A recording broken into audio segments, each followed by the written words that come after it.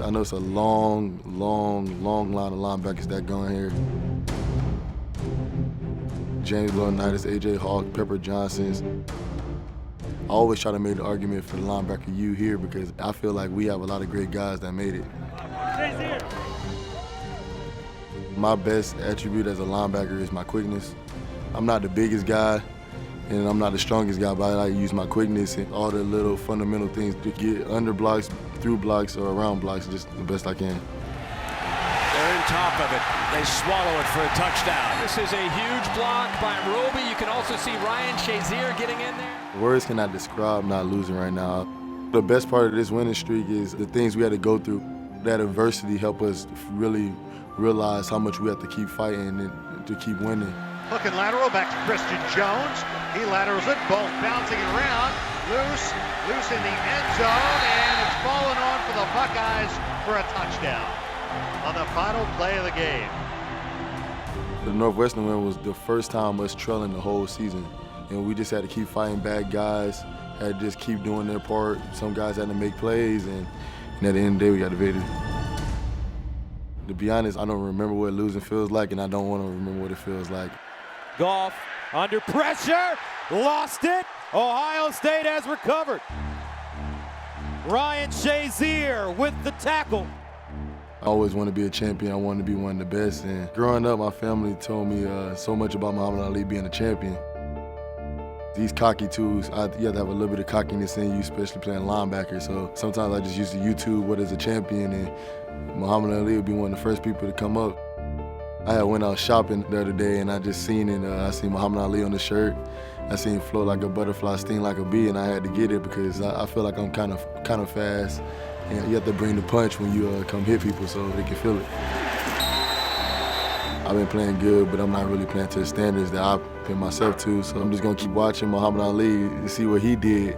He was the best, and my goal is to aspire to be one of the best. Football is like really time consuming, school's time consuming, and just social life time consuming. I have to make sure every night I pray so I can balance out my life. When I don't go to church or when I don't talk to the Lord, I feel like everything's in chaos. So when I get back talking to the Lord, everything feels like it's balancing out. My father really impacted my spiritual life, especially because he's a pastor and the chaplain of the Miami Dolphins. He's like a safety car. Every time I'm going through a struggle, he'll pray over it, or I can talk to him about something that's going wrong. I can ask him about scripture, even regular life. I can just talk to him about anything.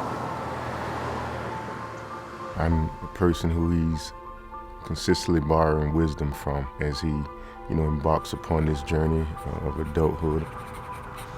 I've taught Ryan and my youngest son 3 principles to live by. That's faith, discipline, and integrity.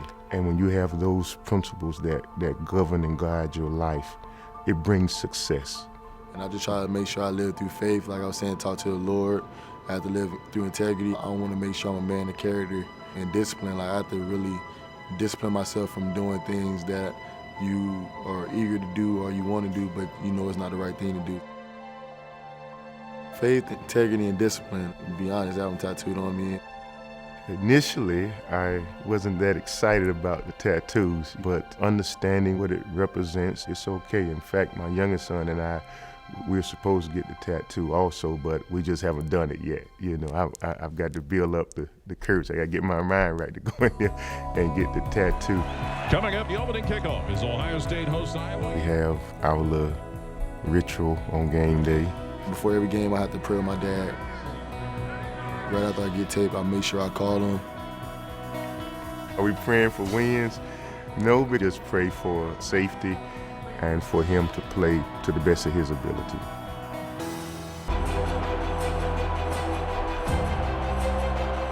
The Ohio State defenders come into this game boasting impressive numbers of their own.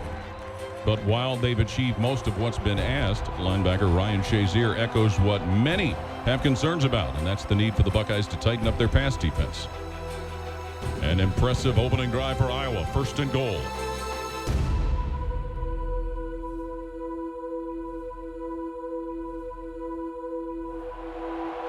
Rudock rolling right side of the 10, throws in the end zone.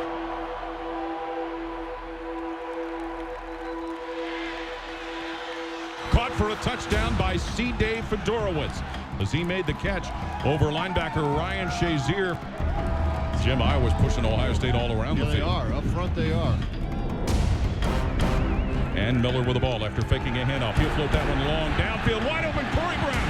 20 left side, 15, 10, 5. Corey Brown dives for the touchdown. Braxton Miller to Corey Brown on a 58-yard pass play through the air.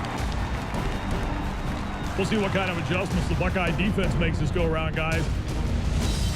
This is an Iowa offense that averages over 400 yards per game and over 200 on the ground.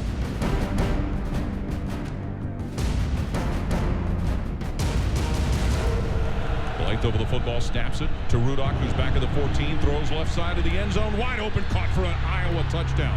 Kevonte Martin Manley, his second touchdown catch of the year. Iowa again shifts ahead, 17-10 over Ohio State. Miller surrounded by running backs, gets the snap. Miller fakes a handoff to Hyde, looks to throw, he's in trouble, runs it straight up the middle, 25-20. Miller now left side will be taken down at the 17-yard line. Braxton Miller. So first down, 10 to go, ball at the 14 of Iowa. Snap to Braxton Miller, screens it right side for Devin Smith, 15. 10, right side, 5. Touchdown, Devin Smith. As he went down the right side and he fought his way past Tanner Miller. Well, for the first time today, Ohio State has a lead in this football game. Defense has to complement what the offense does. They have to go down there and do their job now.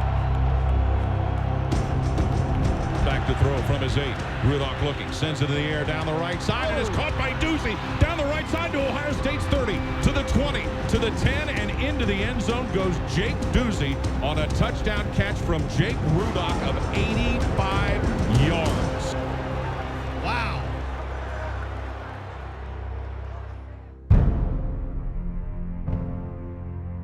Miller gets the snap, drops back at the 36 to pass. Miller now rolling to the Iowa 39 on the right side. Miller at the 35, stops, reverses his field to the Iowa 40. Running left side, Braxton Miller, 35. Miller to the 30, to the 25, behind blockers.